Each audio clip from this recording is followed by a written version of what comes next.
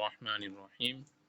الحمدللہ آج ہماری سورۃ الاعراف کا رکوع نمبر 16 اور آیت نمبر 130 یعنی 130 سے آغاز ہوگا۔ آئیے تجوید اور مخارج کے ساتھ ایک ایک آیت پڑھتے رہیں گے اور پھر اس کے قواعد کی دہرائی کریں گے۔ اعوذ باللہ من الشیطان الرجیم، بسم اللہ الرحمن الرحیم۔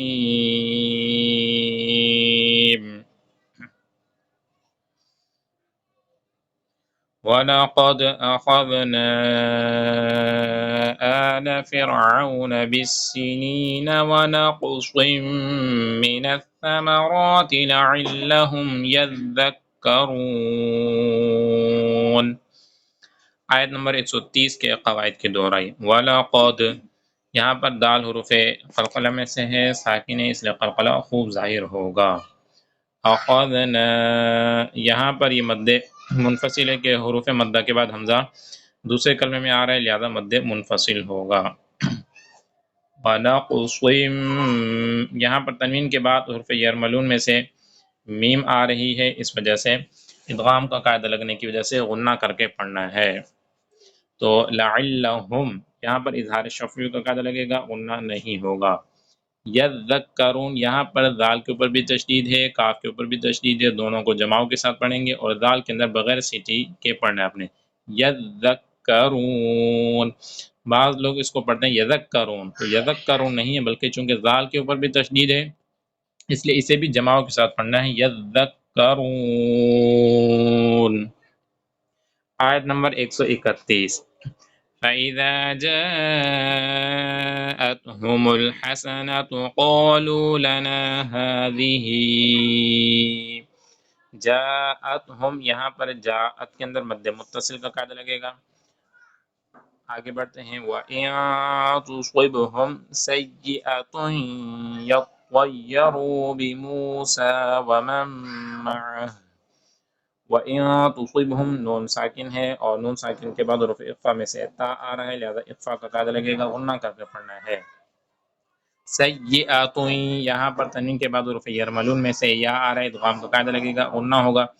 یطیروا، اس لفظ کو آپ نے اچھے طریقے سے پڑھنا ہے کہ طا ہے، تا نہیں بل، تو اس وجہ سے یطیروا، طا کو بھی یا کے ساتھ ملائیں گے کہ دونوں کے اوپر تشدید ہے۔ یطیروا بموسیٰ ومن معه، ومن معه، نون ساکن کے بعد حروف یرملون میں سے میم آ رہا ہے، ادغام کا قاعدہ لگے گا۔ ومن معه الا انما طائرهم عند الله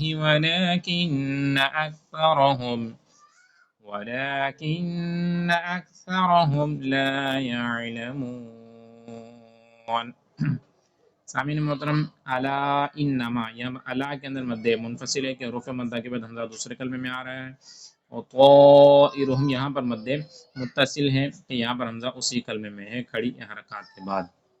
تو یہاں پر ہم پہلے بھی عرض کر چکے ہیں کہ مد متصل اور مد منفصل کی جو ایک پہچان تو وہی ہے کہ حروف مدہ کے بعد حمزہ اسی کلمے میں آ جائے تو یہ مد متصل ہوتا ہے، اور اگر حمزہ دوسرے کلمے میں آ جائے تو یہ مد منفصل ہوتا ہے۔ لیکن ایک اس کی دوسری پہچان بھی جو بیان کی گئی ہے وہ یہ ہے کہ لہر والی مد، جیسے اعلیٰ کے اوپر آپ دیکھیں گے تو یہ تھوڑی سی ٹیڑھی یہ مد ہے، تو یہ والی مد منفصل کہلاتی ہے، جو بالکل اسٹریٹ مد ہو جیسے یہ طائرہم کے اوپر ہے تو یہ مد متصل کہلاتی ہے۔ عند اللہ، یہاں پر اخفا کا قاعدہ لگے گا۔ آگے بڑھتے ہیں، آیت نمبر 132۔ وَقَالُوا مَهْمَا تَأْتِنَا بِهِ مِنْ آيَةٍ لِتَسْحَرَنَا بِهَا فَمَا نَحْنُ لَكَ بِمُؤْمِنِينَ۔ سامعین محترم، لِتَسْحَرَنَا بِهَا، بِهَا یہ آخر میں یہ بِهَا کے بعد لام الف لا لکھا ہوا ہے تو یہاں پر وقف نہیں کر دیں گے، کیونکہ آیت کے درمیان میں، آیت نمبر یہ 132 جو ہے بیچ میں یہ لام الف لا آ رہا ہے، تو آیت کے درمیان میں لام الف لا آ جائے تو وہاں پر ملا کر پڑھتے ہیں، رکتے نہیں ہیں۔ ہاں، آیت کے اوپر آ جائے تو یہ جو گول دائرہ ہوتا ہے یہ آیت کی علامت ہوتا ہے، تو آیت کے اوپر آ جائے تو وہاں پر پھر اختیار ہے، چاہیں تو وقف کر دیں اور چاہے تو ملا کر پڑھ لیں، تو یہ بیچ میں آیا اس وجہ سے ہم نے وقف نہیں کیا۔ آگے بڑھتے ہیں آیت نمبر 133. فَأَرْسَلْنَا عَلَيْهِمُ الطُّوفَانَ وَالْجَرَادَ فَأَرْسَلْنَا عَلَيْهِمُ الطُّوفَانَ وَالْجَرَادَ وَالْقُمَّلَ وَالضَّفَادِعَ وَالدَّمَ آيَاتٍ مُفَصَّلَاتٍ فَاسْتَكْبَرُوا وَكَانُوا قَوْمًا مُجْرِمِينَ. آیت نمبر 134. وَلَمَّا وَقَعَ عَلَيْهِمُ الرِّجْزُ قَالُوا يَا مُوسَى ادْعُ لَنَا رَبَّكَ بِمَا عَهِدَ عِندَكَ لَئِن كَشَفْتَ عَنَّا الرِّجْزَ لَنُؤْمِنَنَّ لَكَ وَلَنُرْسِلَنَّ مَعَكَ بَنِي إِسْرَائِيلَ.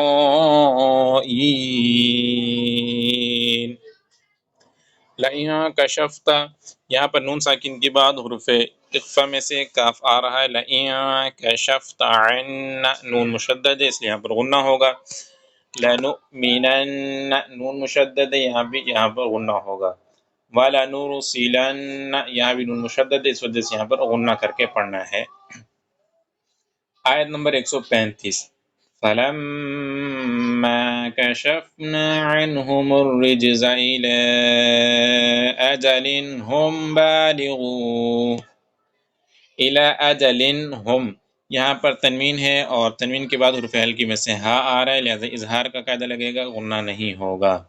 إِلَىٰ أَجَلٍ هُمْ بَالِغُوهُ إِذَا هُمْ يَنكُثُونَ. آیت نمبر 136.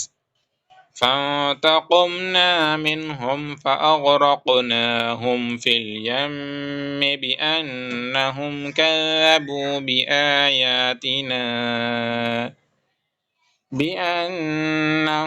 كَذَّبُوا بِآيَاتِنَا وَكَانُوا عَنْهَا غَافِلِينَ.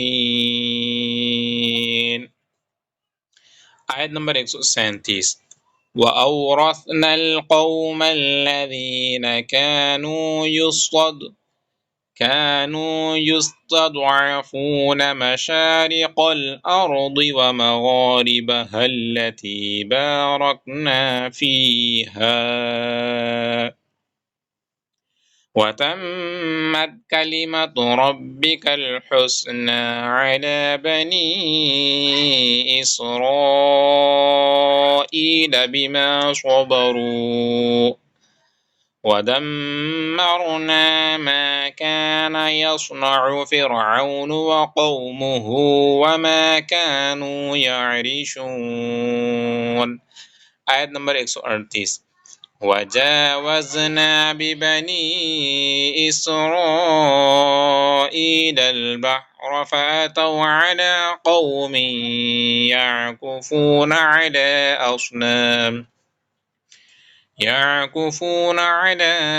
أَصْنَامٍ لَهُمْ قَالُوا يَا مُوسَى اجْعَل لَّنَا إِلَٰهًا كَمَا لَهُمْ آلِهَةٌ قَالَ إِنَّكُمْ قَوْمٌ تَجْهَلُونَ. آیت نمبر 139.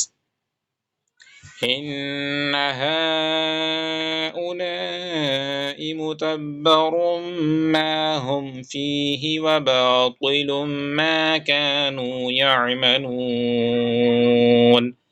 آیت نمبر 140. قَالَ أَغَيْرَ اللَّهِ أَبْغِيكُمْ إِلَٰهًا وَهُوَ فَضَّلَكُمْ عَلَى الْعَالَمِينَ.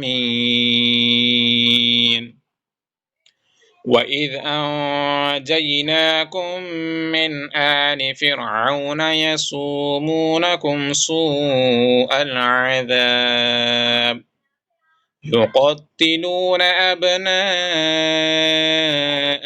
وَيَسْتَحْيُونَ نِسَاءَكُمْ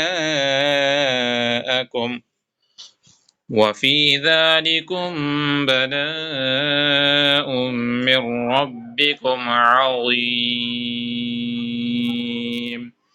صدق اللہ العظیم.